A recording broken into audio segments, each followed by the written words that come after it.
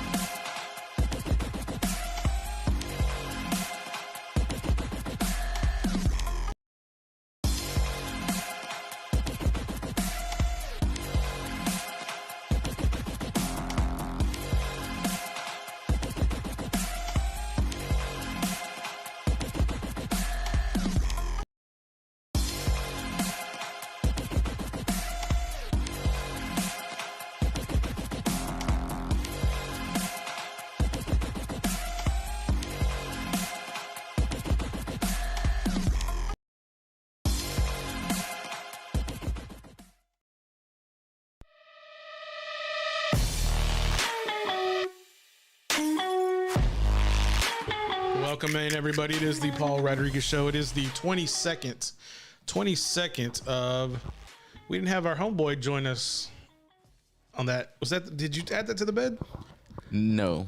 Okay, that's what we were supposed to do today. Yeah. Okay, we should have done it Wednesday or Tuesday, like we talked about. Anyways, we got a little some coming with the drops as we get into it, but big day for college football, big day for the Dallas Cowboys starting training camp today. Yesterday they reported.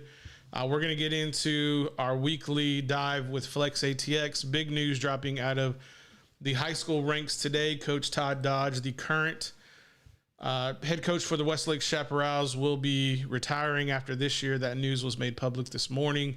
And we're going to talk a little bit more in depth about that as far as how that will impact Central Texas and the powers that be in the Austin area. I know there's a lot kind of coming into the greater Austin area with Bobby Acosta at Del Valley. Of course, we all know John Walsh came from the Dallas-Fort Worth area last year to San Marcos. So another big job is about to be opening up in the Austin area for the Westlake Chaparrals after this year.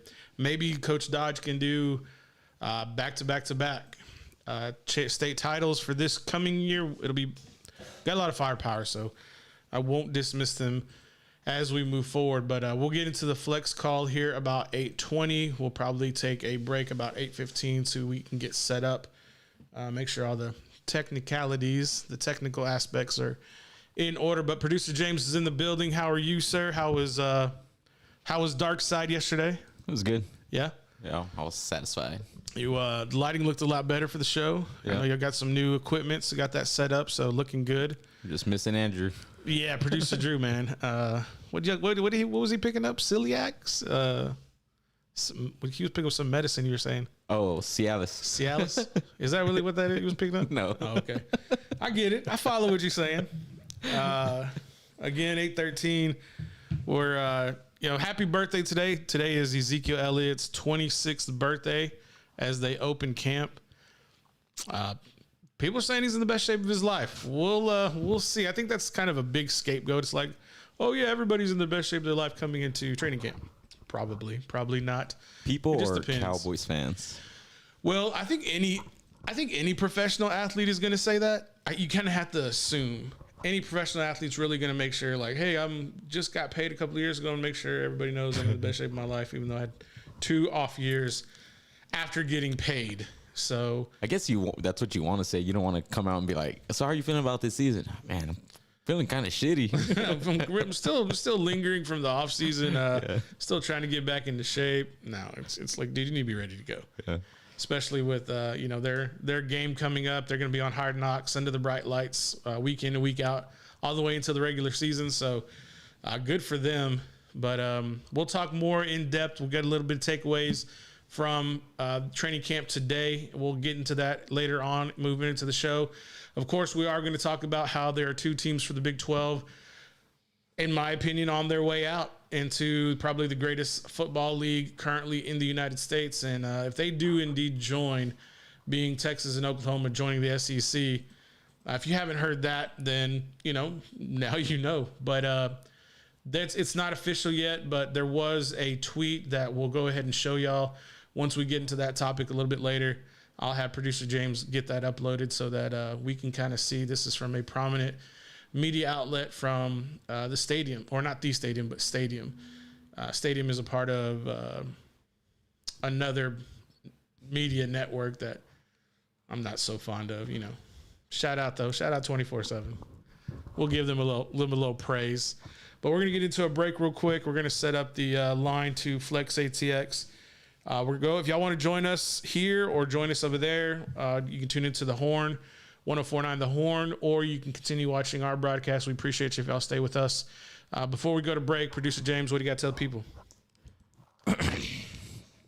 Stay tuned to catch us on Flex. Before, you need to make sure that you subscribe, and you also go subscribe to the follow the Paul Rodriguez Show on Spotify. Word. Yeah. We're on Spotify? Yes, sir. Man, we're big time. Yep.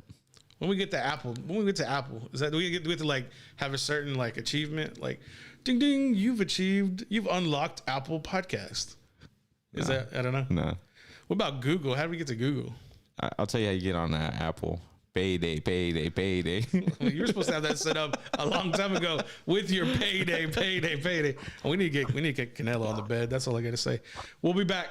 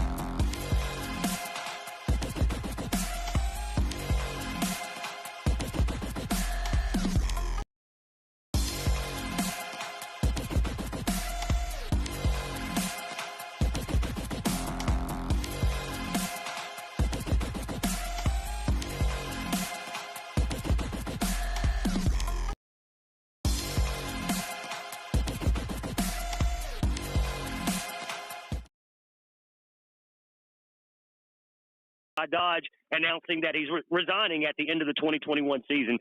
So thank you for joining the show, and what are your thoughts?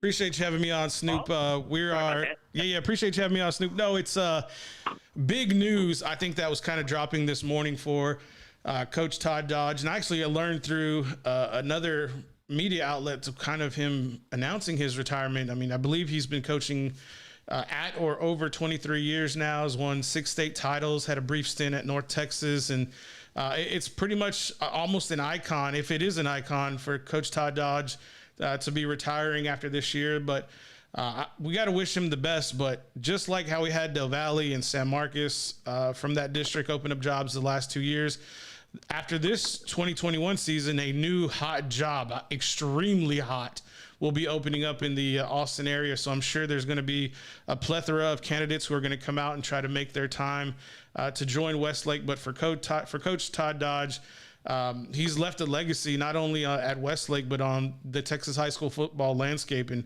he'll be dearly missed without a doubt. And Zach even kind of jokingly said, well, what if Riley Dodge left Southlake Carroll to take over for his dad? Do you even think that? I think that's an interesting concept, but, I mean, you're at a powerhouse like the Dragons. Would you leave just for, I guess, I don't know, nepotism's sake? Well, yeah, and also true for having the great talent at Southlake as well, which Riley is extremely familiar with him playing high school football. I remember when he was playing for his dad at Southlake Carroll and winning their state titles. But I would be hesitant if Riley were to do that, just because I think he wants to make his own path, and I still think he's also living a little bit in his father's shadow at Southlake. But who knows? Is it possible? Sure. It's 2021 going on 2022. Anything is possible in today's world with what we've lived through over the past 2 years.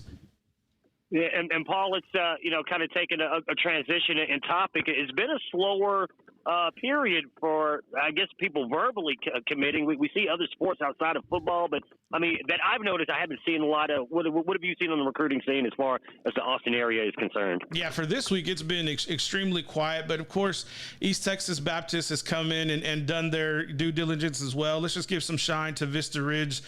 Jonathan Clark, he's been offered by Swanee as well as East Texas Baptist, and then over to Stony Point. Jacob Morales, as well as his compatriot Adam Whitfield, also been offered by East Texas Baptist as well, and then Weiss too.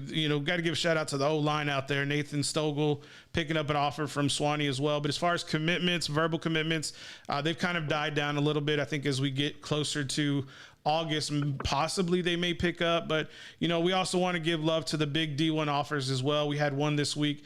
Braylon James, everybody knows the prolific receiver out of Del Valle, has picked up a Big Ten offer from Michigan. So as far as activity this week, it's been relatively quiet, Snoop, but I wouldn't be surprised if there was a huge uptick as we get closer to two-a-days with the fall season kicking off in 2021.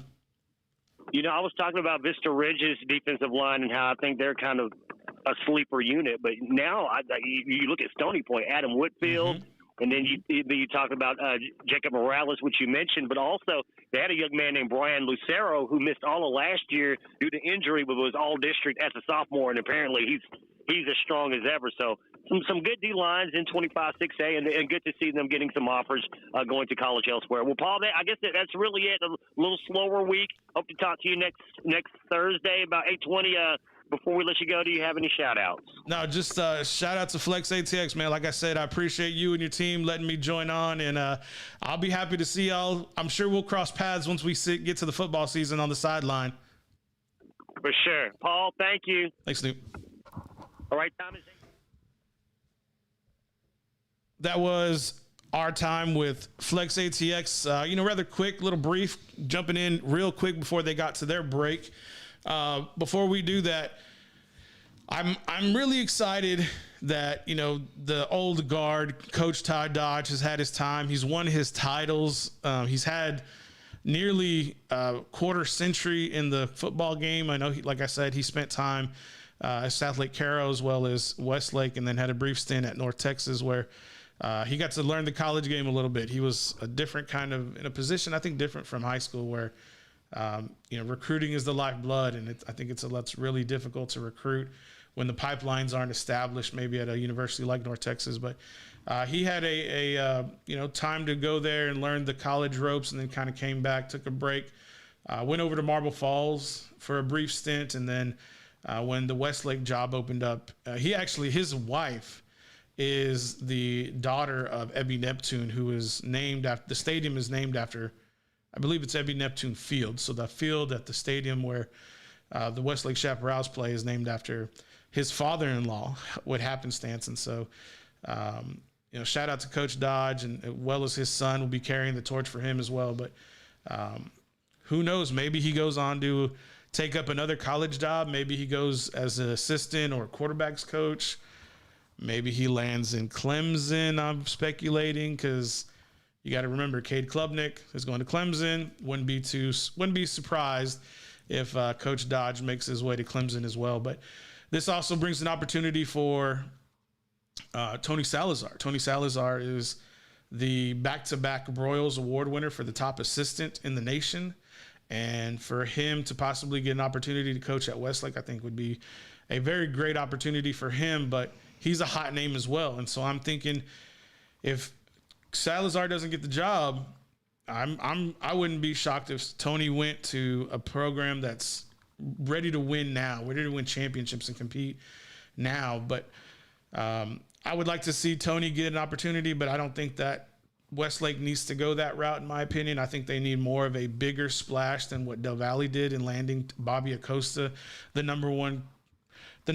the number one team in the nation at IMG Academy. And so I think for Westlake to get back into the role that they're currently in and not lose any ground, you're going to need to bring in somebody who's a name, who has probably experience at the NFL or the collegiate level, who's used to winning and winning immediately. And I think that's the expectation for the Westlake Chaparrals. I remember the last time they had lost Coach Derek Long, who was a state championship winning head coach as well. And I had the opportunity to be a mentee of his for a little while. They had a little bit of a lull, a little bit of a downtime there at Westlake, and I'm pretty sure they don't want to do that again. So I'm pretty sure they're going to be looking forward a big name to make a big splash to keep up with these big schools like San Marcos and Del Valle, who have brought in championship winning coaches with the pedigree of competing for state titles and national titles. So I'm looking forward to that run, but we're going to enjoy the 21 season before we make that big dive into the coaching carousel, as they say, at Dave Campbell's. But before we do that, let's take a break. It is 26 minutes after the hour. We're going to take a brief break, probably about 4 minutes. Come back, talk about some Dallas Cowboy news about they opened a training camp today, and then we'll get into the biggest news of the day: the Southeastern Conference potentially having Oklahoma as well as Texas join their ranks. We'll be back.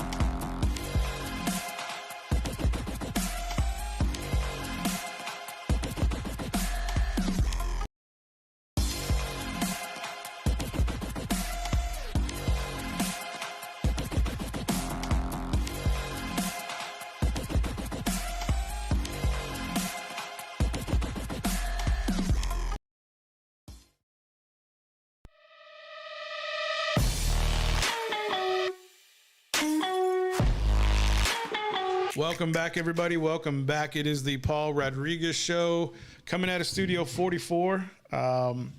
Dallas Cowboys training camp broke today. It didn't break today, but it began today. And everybody's kind of like, they're excited. I think a lot of people are more interested on, how people are going to look in shorts because nobody's really going to hit until next month. And, not next month. When I say next month, I meant like in a week or two, because next month is August is 8 days away, something like that, 7 or 8. With today being the 22nd.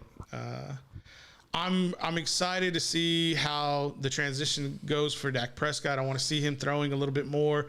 I got to see him roll out a little bit. He looks fine. Everybody says he had a noticeable limp. I think those people are full of shit, not from what I've seen, but just from what came out of their own mouths. There were some guys who were on the PUP list, the physically unable to perform list, and there's going to be some guys' names on this list that you're definitely going to recognize. Some are extremely big contributors, and we'll talk about who you need to worry about and who you really don't need to worry about. So today, Amari Cooper was listed on there. Chauncey Golston, the defensive end. DeMarcus Lawrence, the D end. Greg Zuerlein, somebody I think we really need to look at there.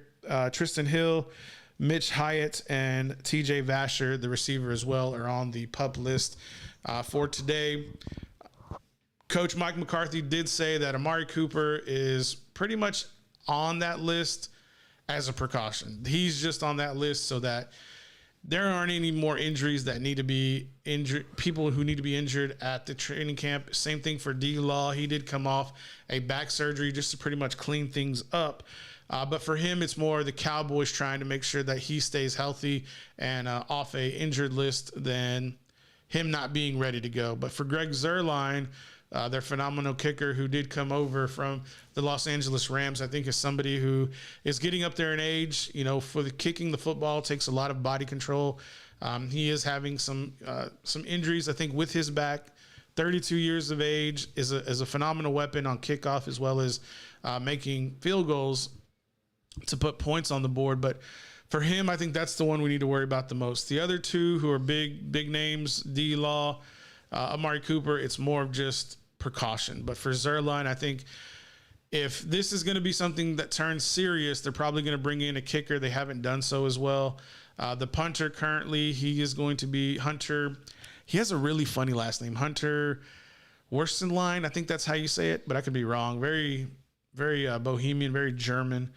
But for him, if all things go well for Zuerlein and he recovers and he's able to be back at full go, I think that, Dallas will dodge a bullet by keeping him active and on the roster. That may be another reason for him on that PUP list. But so many other, intricacies are going to be there. We already wished Zeke Elliott a happy birthday. People are already talking about Zeke. But CeeDee Lamb and I think Michael Gallup, too, are two big names that we're going to be watching moving forward. I'm hearing a lot of people rumblings about how he's going to run his way out of the Cowboys rotation due to the fact that he's probably going to be demanding a $20 million contract when he comes up for contract extension. And for Michael Gallup to be such a young talent, but then be so pivotal and have a top end speed to take, the top off of defense, which CeeDee Lamb can do. And with CeeDee being a younger talent and wearing the 88, I think for Michael Gallup, this could be his last year. Unless Dallas franchise him going into the 22 season, this could be his last year if he has another explosive year like he did last year. Because for some reason, he was able to make big plays with Andy Dalton. He was making some plays with Dak Prescott. But I think Dak has a better connection with Amari and CeeDee. And I'm not saying that's something that we need to hold against Michael Gallup having a better less of chemistry with Dak Prescott. I think it's more of just probably Michael Gallup has more coverage on him than the other two receivers. That's why maybe Dak doesn't look to him as much. But moving forward, Michael Gallup, I think, is the real number one. People are going to say it's Amari. I think Amari is more of a precision route runner as well as possession receiver. And Michael Gallup is the big threat. CeeDee, I think they want CeeDee to be the big threat. But for right now, Michael Gallup has that role locked up. And with the reps right now being split between CeeDee and Michael Gallup, Amari needs to take his rest. I mean, he's the elder statesman of the group, and I think he's only like 29. But at 29, I'm pretty sure your body's been quite shot playing at Alabama. going to the Raiders for your first few years in the league.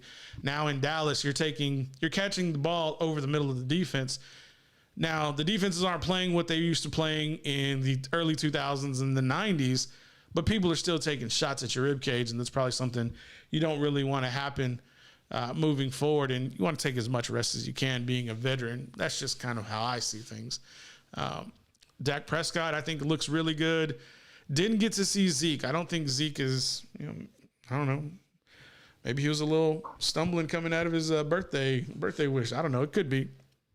But have you got to see anything on Twitter or anything about how the Dallas Cowboys are looking? No, just kind of keeping it low key. If I do see anything, if anything pops up, if it's not an injury, I'll just keep on scrolling. Dang, it's not an injury. Well, I mean, those injuries, those are things we got to look out for. Injury report. Injury report. I see what you're saying. Well, did you see these guys on the PUP list before I talked about? No, I did not. Okay, so it just didn't find its way into your feed, is what you're saying.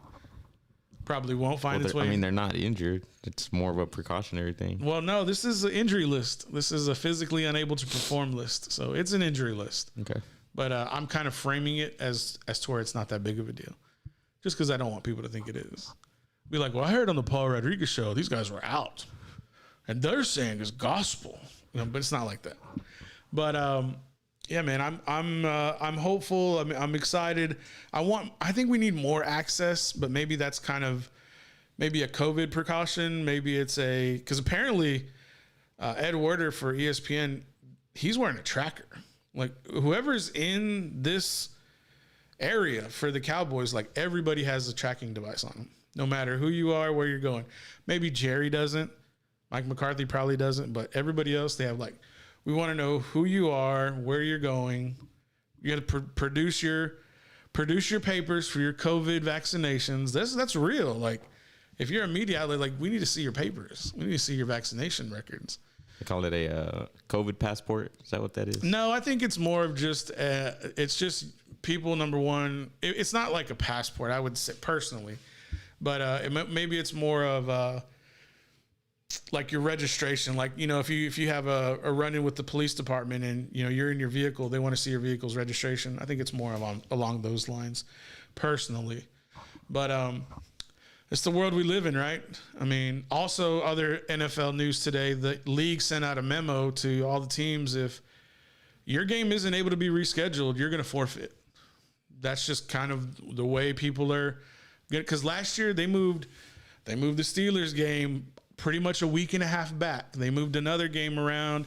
They weren't as courteous to the Ravens as they were to the Steelers. That was a big to-do last year.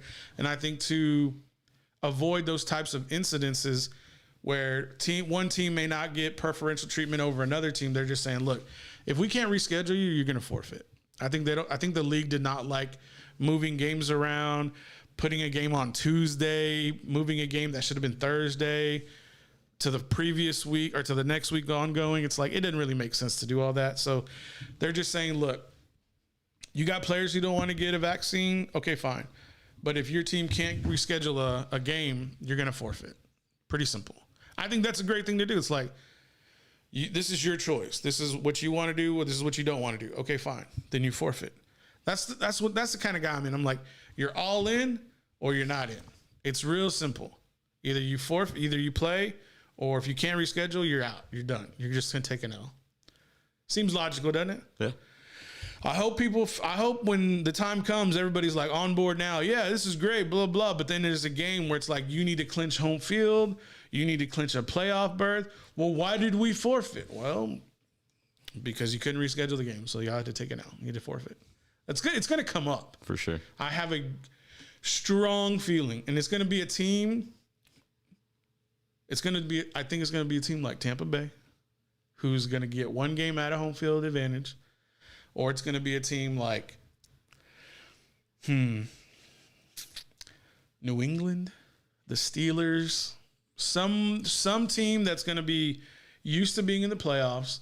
They've turned things around, and they're going to be one game they're going to miss. But we ought to take into consideration, too, the playoffs did get expanded.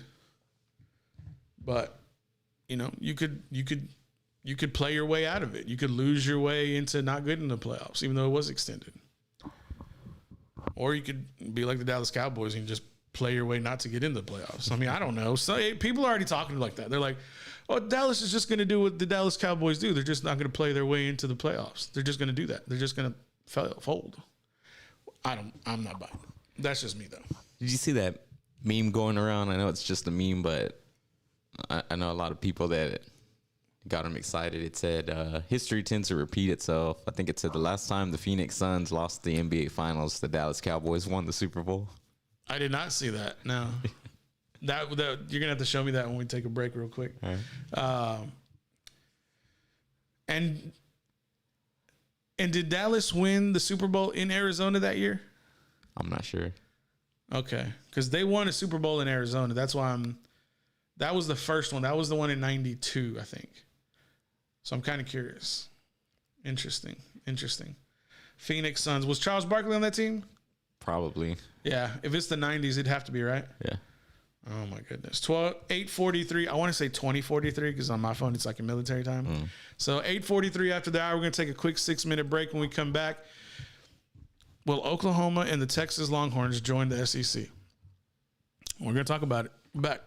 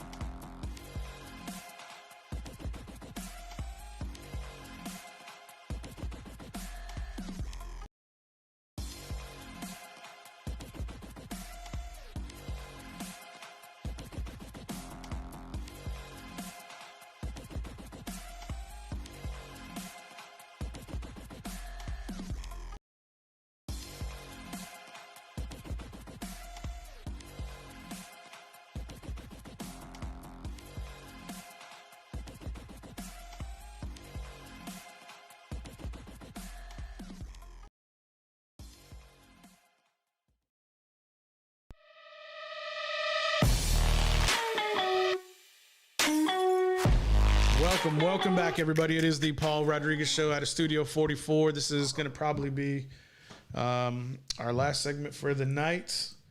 It is 8:51 currently. Let's get into the Longhorns and the Oklahoma Sooners doing everything they can to join the SEC. We have a quick tweet that was brought up. Producer James will have that on the tele. When we get that up, I'll go ahead and get that read so that we can kind of get a better understanding of what's really going on as far as these two teams trying to make their case to join the SEC. So looks like currently, for some reason, and I think this is just another clue as to why the move for Oklahoma and the Longhorns is even more inevitable, in my opinion, onto why they won't be there next time. But currently, the Oklahoma Sooners and Longhorns are currently not on call with the ADs and the CEOs per the Source Stadium. And this kind of, like you see there, it kind of leads to the fact that this is even more inevitable to coming true for Oklahoma and the Longhorns not being in the Big 12 if they're not going to be participating on this conference call with the Big 12. That kind of gives you the telltale sign that they don't want to be there anymore for probably a number of reasons, mainly monetary reasons, if I had to voice my opinion on it. The Longhorn Network deal has, I believe, has expired now, and it's kind of ironic that 10 years to the day when the Texas A&M Aggies made their news made that they were going to be leaving to go to the SEC, the Longhorns and the Oklahoma Sooners let the proverbial cat out of the bag to be joining another conference, all it being the SEC. In my opinion, we always really hear about Alabama, Georgia, probably Texas A&M and Texas, since we do live in the state of Texas. Mainly those teams, Florida, Mississippi State because of Dak Prescott and the Dallas Cowboys. But we've always been primarily hearing how the SEC runs college football, which inevitably they do. And I think that with them having their new lucrative contract deal with ESPN and the SEC network, I think this is all the more alluring for a team like Texas and Oklahoma to potentially jump ship because they're the only brands that matter in the Big 12. The Big 12 already lost two teams whenever they had their split. And I think that especially Texas sees not the level of competition as alluring as more as they know there's going to be a super conference coming probably within the next few years. Couple that with name, image, and likeness and recruiting, they know that their sustainability is to move to a conference where everybody wants to play in, and that's the SEC. And I think because of name, image, likeness, because of recruiting, because of the level of competition, because of the lucrative TV deals that the SEC has, and them being one of the biggest brands, if not the most highest revenue generating brand in Texas, as well as Oklahoma. Oklahoma is more alluring for SEC because they're always competing for the college football playoff. For Texas, it's just more of the reach. It's just more of the brand. And so you kind of have these two teams with different credibility factors that the SEC is like, look, do we want to bring in Texas and Oklahoma because we think that they're going to be better levels of competition, or do we want to bring these two teams in because they have a better brand that we can monetize? And for me, it's the latter. It is definitely the brand. But what are the implications? Well, we haven't really figured that out yet. But what I do know is that for the SEC to not only have brands like Alabama, like Texas A&M, like Florida, like Georgia, for them to not only have those brands, for them to add in two more like Oklahoma and Texas, puts them waist higher. They're going to be so much. They're going to be at such an advantage that college football may have to merge around the SEC. You may have to take the Pac-12, the Big Ten, Notre Dame, and the ACC and form a conglomerate around the SEC just to have enough brands to compete. Because right now, what do you have in the ACC? Clemson, Florida State, Miami. Well, those two, Florida and Miami, have been doorsteps. Clemson's the only buddy who's won anything. Notre Dame participated in the ACC last year just to be in a conference. They're an independent. They are somebody who needs to start looking to find a home in a conference because they're going to be left out. Maybe they like it that way. I don't think they do, because if they did like it that way, they would have handled that way during COVID. Big Ten. Ohio State and who? Michigan loses every year. Wisconsin falls apart mid-year. We're going to talk about Minnesota. Well, you can't row the boat if you're not winning. Maybe Indiana with Brett Bielema going up there from his time at Alabama. Maybe. You talk about the Big Ten, maybe Nebraska. You're talking about maybe 2 teams, 3 teams. But the Big Blue hasn't won anything. And I think it's Harbaugh's fault. Ohio State's the only representative out of the Big Ten for me. What about the Pac-12? Oregon? USC? Well, USC hasn't won anything either. Oregon is competitive. They're on the come up. They just put an offensive lineman in the top 10 of the NFL draft. But for me, if you may have to start forming a super conference around the SEC to be successful if Oklahoma and Texas indeed join the SEC, which I believe they will within the next few weeks. Maybe less, maybe sooner. Because there's no denying this information from Texas. There's no denying this information from Oklahoma. And there's nobody saying that we're not going. There's nobody saying that we are going. They're not confirm or deny. But when you're not denying it, and neither is SEC, they're not denying it either, that only leaves one thing. It's almost, you're going to reduce it down to where they didn't say they were going, but they didn't say they weren't going. The same thing for the conference. So you have to believe that this is going to be a done deal. And for the Big 12 to have all their representatives there except for the 2 teams in question, it sure seems like this deal is done. We're just going to put it on paper now and get the legalese done so the lawyers can sign off on it.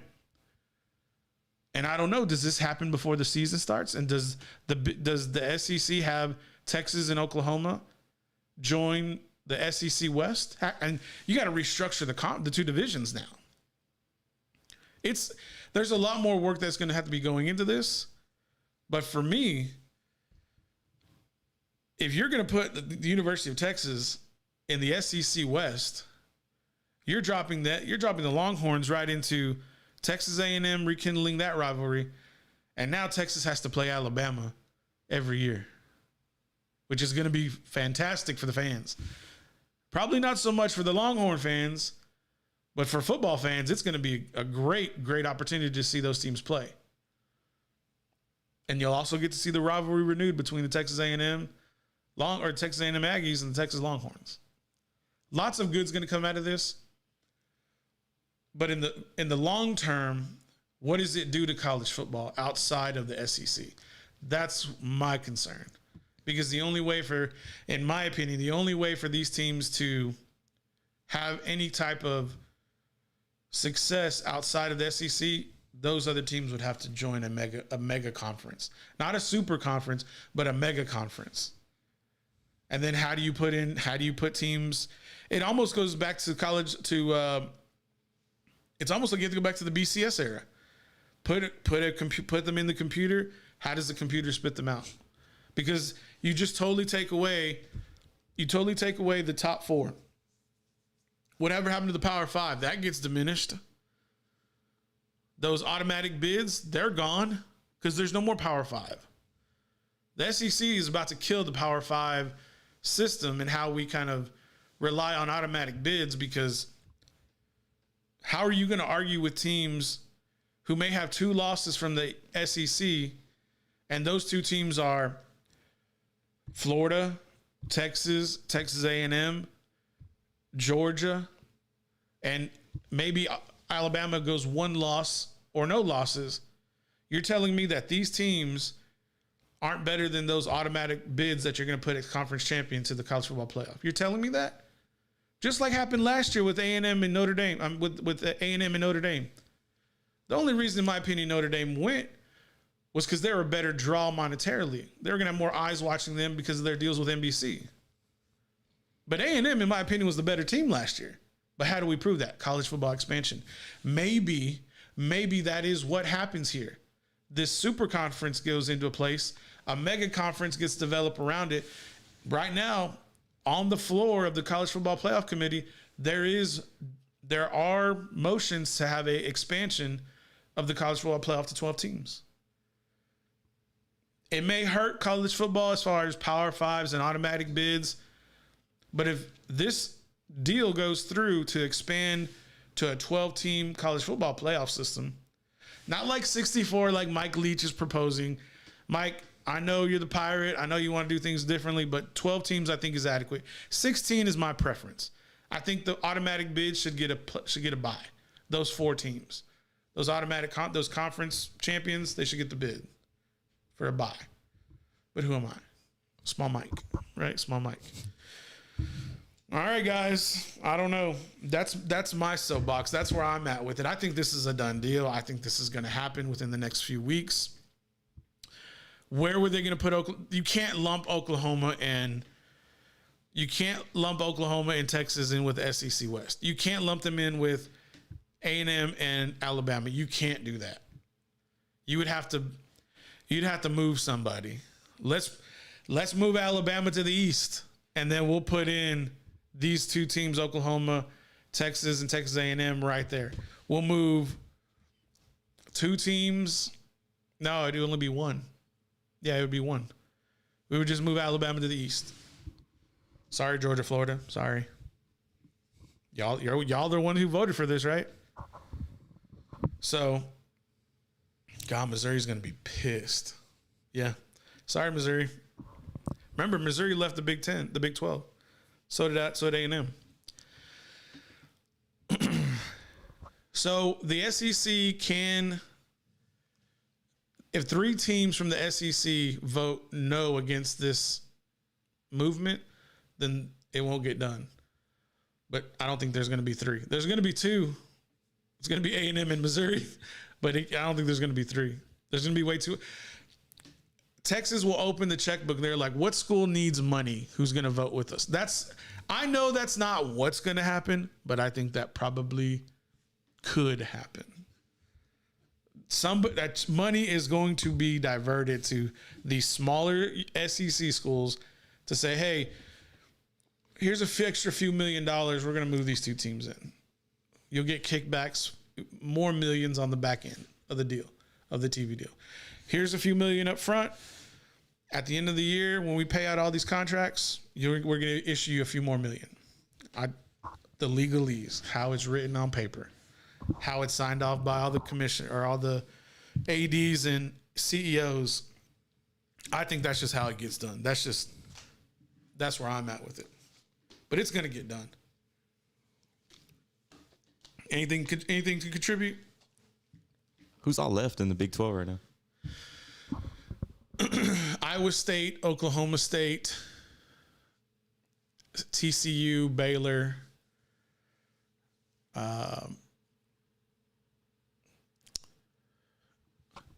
Kansas State, Kansas. I think that's it. So there would be only 6 teams. Iowa State, Oklahoma State, Kansas, K-State, TCU, Baylor. That's it. There it is. No. There's 10 teams. That was 6. 8. So there's 2 more. I can't think off the top of my head. I should know it. Texas Tech, that's the other one. Texas Tech. And then I can't think of the last one. It's probably like some obscure school.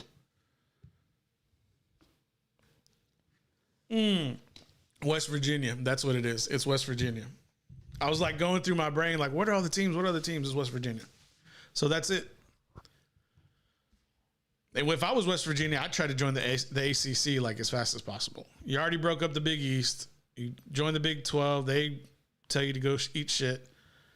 And now you have It's like I would go join the ACC fast as like just get us out of here. We don't need to be here. Other than that, you got anything else? As far as that goes, Anything goes. I'm fucking tired. You look tired, man. I was trying to like go on this show and like let me go on rants because you look like you're hanging on by a thread. I was like, let me just go ahead and take over today and get this thing going. Just a word to the wise, we'll probably be taking off Fridays until I make an adjustment to come back. Some other things are going on. We need to kind of be addressed on Fridays. Nothing bad. Nobody's leaving. Nobody's going anywhere. But probably until August, maybe mid-August is probably when we'll come back for Fridays. Producer James will probably be off on Fridays until we come back on the 27th of August. And then when we come back from... There's more to come. We're probably going to be doing some new things, but we'll definitely probably be taking off Fridays from here until the middle of August. And then Producer James will probably be back with us Friday afternoons or Friday evenings, I guess, because I feel like afternoon is like 4 o'clock, but evening is a little bit later. So until then, he'll be here Monday, Tuesday, Thursday, and then I'm not going to be here for the next couple of weeks. So we'll probably be off on Friday, and then I'll probably be coming back mid-August, and then you'll be back late August. Just on Fridays. Every other day we'll be here, minus the Wednesdays, of course. 9:08 after the hour. Anything else? Anything else you want? Anything you want to say? Want to let people know? Let's speak now. Or forever hold my peace. Yeah. I'm at peace. Nobody can see you, man. You gotta let people see you. I'm at peace. Are you at peace? Are you sure? I am. If y'all notice below us, you can see our handles. Those are both for Twitter. So if y'all want to go follow us on Twitter, give us a follow, retweet what we tweet, and then we'll retweet what you tweet. If we follow you, if we know you follow us, just let us know. Say hi. Say how you doing. Tell James he looks all right. He's gonna be all right. He's gonna make it. I promise he'll make it. Anything new you want to watch? You gonna watch? Have you watched? I saw Jordan Peele's coming out with some movie. He released a poster. Nobody knows nothing. Is it a scary movie? Looks like it. Oh man, that dude! I can't do scary movies. It's called Nope. N-O-P-E? Yeah. Nope. Yeah, nope is a nope for me. That's what that sounds like for me. For me, it's Jersey Day. It's Jersey Day. It's Duck Dynasty Day. What other day is it? Thursday. Yeah, man. It's just another day in the life. Jersey. We need to get you some like adrenaline, some get you hyped up, get you some sugar, get you something, get you some coffee. I could use a payday. Dude, you just got a payday. What are you talking about? Keep telling these people I don't pay you. They're gonna think like, damn, Paul's fucking driving James to quit over here. I didn't say you didn't pay me. I just said I need a payday. Well, which kind? I mean, there's a lot of kind of paydays. There's plenty. You want a nut and plenty? I never was big on paydays. Candies. More of a peanut butter cup kind of guy. Yeah. I realized the other day. We talk about candy. Now you pip up. Snacks. Well, I mean, snacks are dope. Yeah. What are you a Crunch and Munch fan? I'm not a snack guy. Period. You're not a snack guy. Period. I realize you don't like that. popcorn. I don't like. So because I have a friend that's always there on Facebook, and he's always like, "Oh, these are good. This is really good. It's like juices, different kinds of drinks, different little snacks." And then I just realized, I was like, "What's my go-to snack?" And I was like, "Well, I don't really sit there, and I'm not a guy that like, I just eat my meals pretty much." So what do you have when you watch a movie? Like when I go to the movies, sure, I have some sour punch usually. Okay, so you like sour punch at the movies. At the movies, yeah. Is that like a nostalgic thing for you? Like it's like probably when you were a little kid. Yeah. Okay, so sour punch. What else? I'll get some popcorn. Okay, so you like popcorn at the movies. You don't eat popcorn at home? No. What about like caramel corn or kettle corn, like at the fair? No. So if you're at Chisholm Trail, you're not getting a funnel cake. I'll go get a burger. I mean, if I go to an event to where, you know, I obviously like to eat. So if I go to an event such as Chisholm Trail, or if I go to the movies, What about the fights? When you go to UFC fight, what are you getting? You just drinking beer? yeah. $10 beer. Let me not wait. Let me spend my $10 on this 30-ounce beer. It's probably not even 30. It's probably 20. I think there's 16. Oh, it's a pint? Yeah. What a ripoff. Yep. No, thank you. Yeah. And do they like pat y'all down for like if you're trying to sneak anything in? No. No. They just run the little wand. Oh, they wand you? Yeah. Okay. The movies though, we'll you know, for the kiddos, we'll fill up that purse. Dude, candy is no comment. Candy is so expensive at the theater. It's supposed to be. Why? Because it's the theater. It's ridiculous. Dude. It's an experience. That's what you're supposed to tell them. This is an experience. That's why I don't go to the theater either. It's like y'all are gonna make me spend $7 on a ticket, but I'm gonna have to spend $40 for concession. Y'all are crazy. It is a little excessive. I will say it's a little, but I don't think I ever snuck anything in. I don't think so. No, not that I can think of. No. Yeah. It's not really sneaking in. It's kind of just like, I just have snacks in my purse. It's just sneaking. Yeah, it's part of the culture, man. The culture does. It's you were talking. You had that guy Polar Bear, right? Yeah. Gonzalez. What's his first name? Yeah, John. So Gonzalez, and I saw he did a skit on his Instagram. He's not paying us for this or anything, and just give him a shout out. And it was his aunt took him to the movies, and she pulled out like a Big Red, and he coughed whenever he cracked it open and gave it to him, and then like gave him like a plate she took from her purse, like from home. I'm like, I guess that's how the culture does it, man. Cause she had like tortillas and butter and stuff. I was like, Mio, give me your drink, your Big Red. I'm just like, okay, bro. I mean, y'all don't pull out stuff like that, right? No. See, the goal is like you hit up Dollar Tree, you get some snacks from Dollar Tree, and then you go into the movies. They're literally $1, or at HEB even. Yeah, HEB too, or the Wally World. # no ads. Yeah. Isn't it ironic that there's a theater in town and there's a Dollar Tree across the street? It's pretty ironic, isn't it? Yeah. Just saying. It's like pretty ironic. On your way to the theater, you might want to stop in. So Dollar Tree's got some things, right? They got some deals, stuff you can find there. For sure. Somebody did like a breakdown. They're like, if you go to the Dollar Tree and you get like $1 roll of toilet paper, if you go to the store, it turns out to be like the same price. Because like your toilet paper is like a 12-pack of toilet paper is like $11. True. It's the same price. People just think they're getting a better deal, or they're just like, I don't want to buy 12. I think it's more of like this.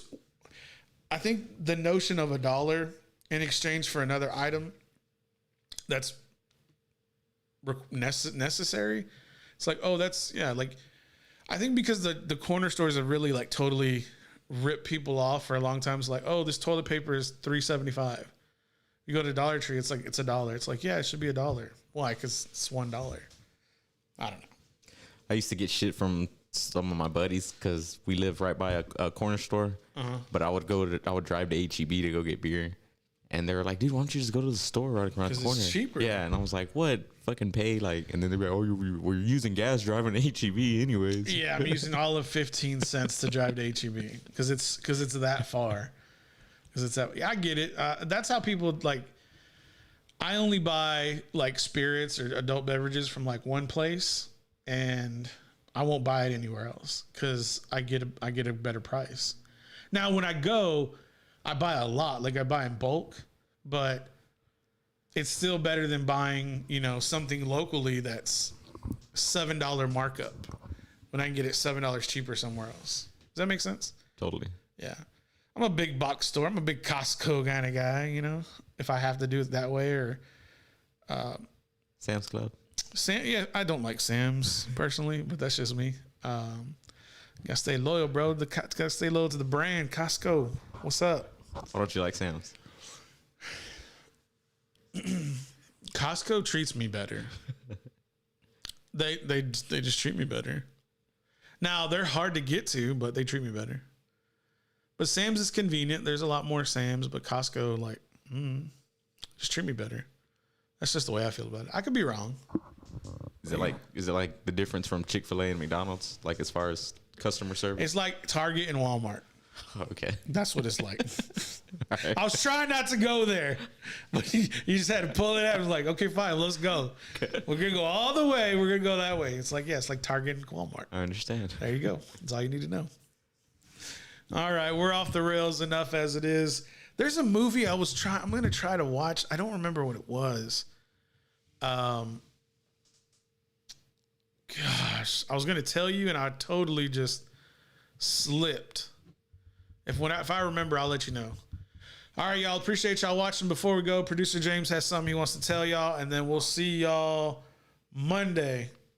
All right. So what you're gonna do is you're gonna go to Spotify right now.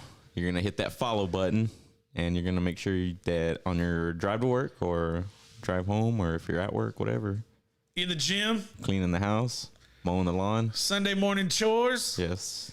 Don't put on Selena. Put on the Power Rodriguez show. The next best thing. Yeah, I mean, it really is. It is. If you really got to have to clean, you really have to go with Selena.